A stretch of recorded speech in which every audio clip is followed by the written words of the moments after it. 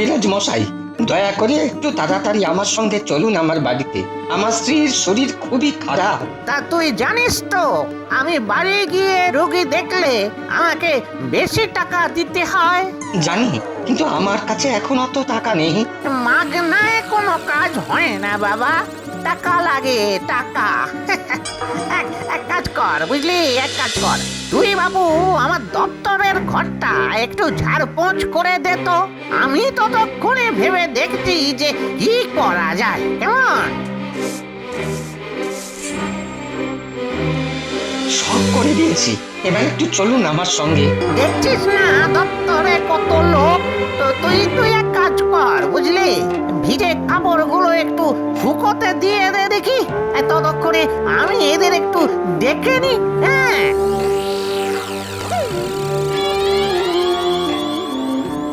চলুন কবিরাজ মশাই, অনেক দেরি হয়ে গেল। যা যা, এখন আর মেলা বকিস না তো, এই দুপুর বেলায়। এই বেরো বেরো দেখি এখান থেকে, বেরো, দূর হ, যা। বলি এই যে শুনছো, ও বুড়ো, একজনের ঠিকানা বলে দিতে পারবে? হ্যাঁ বলুন। আমি গোবিন্দ মোদকের বাড়ি যেতে চাই, তা তুমি কি চেনো? হ্যাঁ আমি সেই, বলুন। বেশ, তাহলে চলো, আমি তোমার সঙ্গে তোমার বাড়ির দিকে যাই। ওখানে গিয়েই না হয় সব কথা বলা যাবে।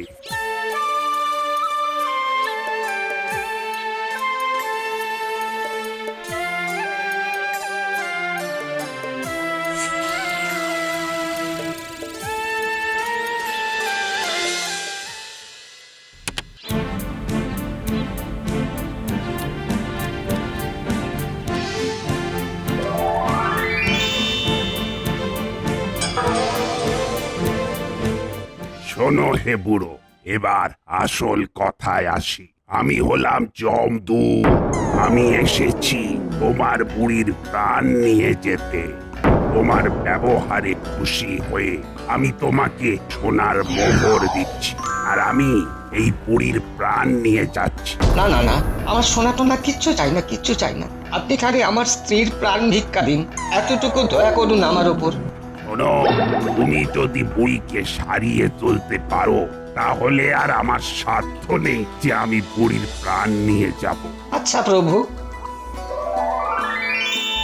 আমি যদি এখনই ছুটে গিয়ে কবিরাজ মশাইকে টাকা দিই, তাহলে অনেকটা সময় পাবো বুড়িকে সারিয়ে তোলা।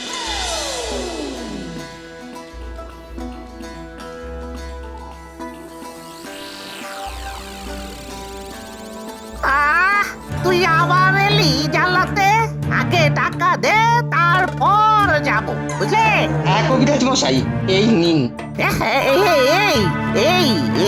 এই মোহর তোর কাছে কোথা থেকে এলো? সব পরে বলছি, এখন দয়া করে আপনি আমার সঙ্গে চলুন। তাড়াতাড়ি চল বাবা। তুই এক কাজ কর তো, যা যা, বড় একটা বাটি আর এক ঘটি জল নিয়ে আয়, তাড়াতাড়ি যা।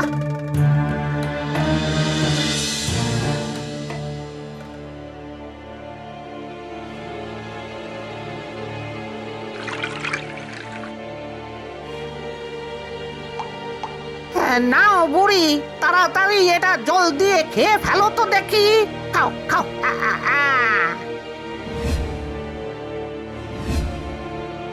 কবিরাজ মশাই, আপনি সাক্ষাৎ ধন্বন্তরী।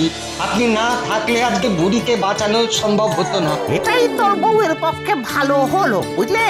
কানে বেঁচে গেল বেচারি।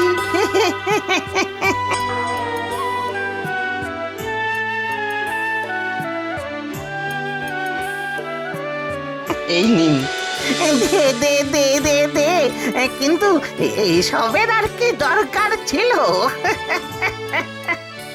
এটা কি করে সম্ভব যে বুড়ো সকাল পর্যন্ত হাতে পায়ে ধরছিল পয়সা না থাকার জন্য, সে এখন আমায় মোহর দিচ্ছে?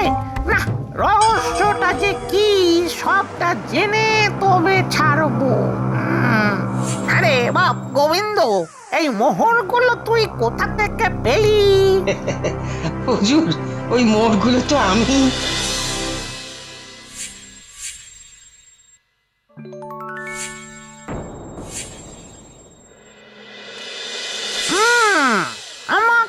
যেভাবেই হোক কাল যমদূত আসার আগে ওই এক থলি মোহর কেড়ে নিতে হবে। আরে ও গিন্নি, গিন্নি, ও গিন্নি, আরে কোথায় গেলে? লক্ষ্মী এসে বসে আছেন।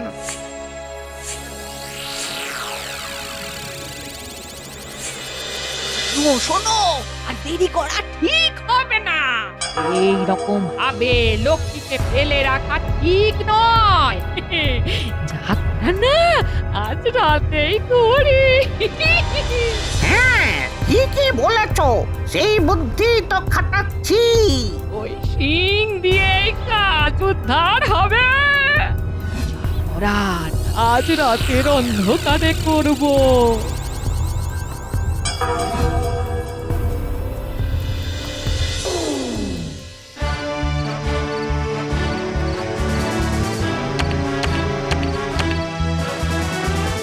বাবা, এত রাতে আবার কে এলো এই ঘরে?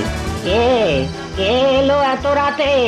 আমি যমদূত এসেছি।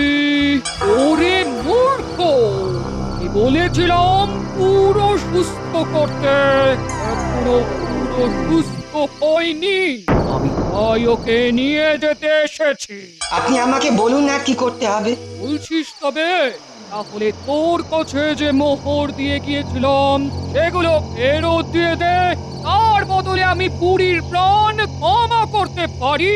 অনেক অনেক দয়া আপনার হুজুর। আপনি একটু দাঁড়ান, আমি এক্ষুনি সব মোহর এনে আপনার পায়ে দিয়ে দিচ্ছি।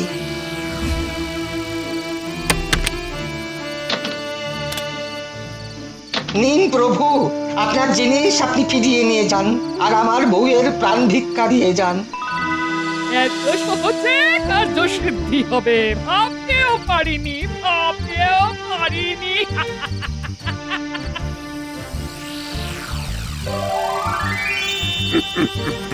না, আমিও দেখি কবিরাজ গিন্নি কিভাবে এত আনন্দ উপভোগ করে।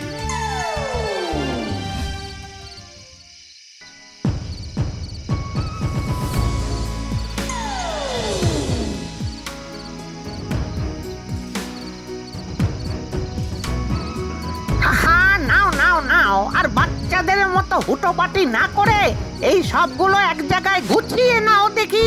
আরে এদিকে এসো, এদিকে এসো, আগে শিংটা খুলে দি, তারপর সব কিছু গুছিয়ে রাখো। এসো এসো। আরে কি গো, তুমি কি সত্যি বাচ্চা হয়ে গেলে নাকি? এসো, আমি তোমার শিংটা খুলে দিই। এসো এসো।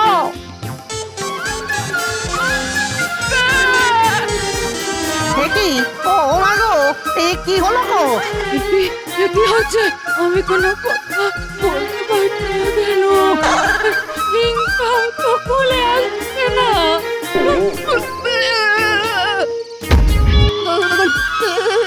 আরে আরে তুমি কি সত্যি ছাগল হয়ে গেলে নাকি? আরে এখন কি হবে আমার? হায় হায় হায় হায় হায়। এতদিন সব গরিবকে ছাগল ভেবে বোকা বানাতিস। এখন তুই নিজেই ছাগল হয়ে থাক।